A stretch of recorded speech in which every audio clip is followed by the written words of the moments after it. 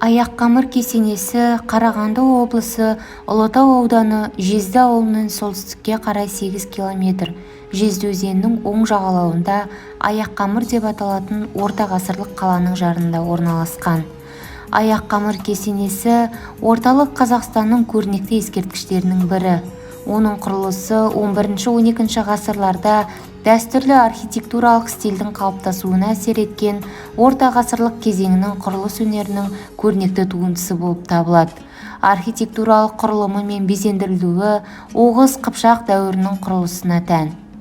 Кесенені қаланың атауымен Аяққамыр деп атаған. Оны жергілікті халық Темір Құтлық ханның есімімен байланыстырады. Темір Құтлық Тоқтамыстың немере жиені. Шежіре аңызда айтылған мәліметтер ханның осы өңірлерде өмір сүргендігін дәлелдейді. Соңғы жылдары жүргізілген археологиялық зерттеулер негізінде кесенеде жерленген ер адамның мүрдесі екендігі және зертханалық талдаулардың нәтижесінде оның 14 ғасырларда өмір сүргендігі анықталған. Кесене портал күмбезді пішінде салынған қабір құрылысына жатады. Кесене қатты бүлінген. 20 ғасырдың соңында оның тек қана кіреберіс қақпасы және жартылай көшкен жарты тәрізді үлгідегі өрнектері бар 4 қабырғасы сақталған.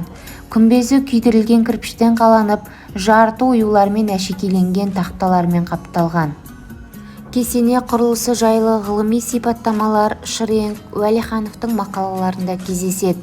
1946 жылы орталық Қазақстан археологиялық экспедициясы осы өңірде жүргізген зерттеулері барысында кесененің құрылыс өлшемдерін алып, тарихи аңыздар мен жазба деректер негізіндегі тарихи сипаттамасын жасаған.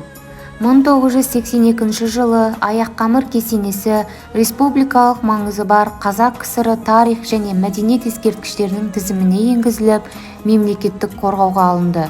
Бүгінгі таңда көпшілік келіп тамашалайтын туристік нысанға айналған.